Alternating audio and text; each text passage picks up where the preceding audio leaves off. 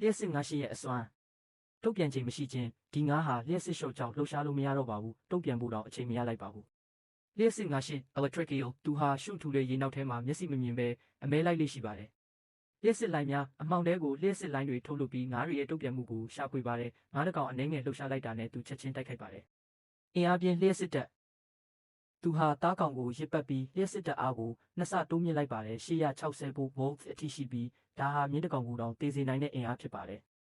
ထိခိုက်မှုလျှက်စစ်ရှော့ကြောင့်နှလုံးခုန်ရက်သွားခြင်းကြွသားများတောင့်တင်းသွားခြင်းနဲ့အုံနောက်အလုံးမလုံးတော့ခြင်းတို့ဖြစ်ပေါ်စေပါတယ်ဒီလျှက်စစ်ရှော့ကိုဘာမှအသက်မကျန်တော့တဲ့အထိအကြိမ်ကြိမ်ပြုလုပ်နိုင်ပါတယ်ငရှင်းအစ်စ်မဟုတ်ခြင်းknife fish အမျိုးအစားလျှက်စစ်ငါးရှင်းဟာတကယ်တော့ငရှင်းအစ်စ်မဟုတ်ပါဘူးသူဟာ knife fish အမျိုးအစားဖြစ်ပြီးငါးခု catfish နဲ့ပိုမိုနီးစပ်ပါတယ်အမည်မဲ့ခေါ်ပုံသူ့ရဲ့ပုံတန်ကြောင့်သာငါရှင်းလို့ခေါ်ဆိုကြတာဖြစ်ပါတယ်ဇာတိသူဟာအမေဇုံမြစ် Amazon ထဲကရေချိုမဲလိုက်တရဝတစ်မျိုးဖြစ်ပြီးနှစ်ပေါင်း200ကျော်တိုင်အောင်လူသိမများပဲပုံကွယ်နေခဲ့တဲ့တရဝလည်းဖြစ်ပါတယ်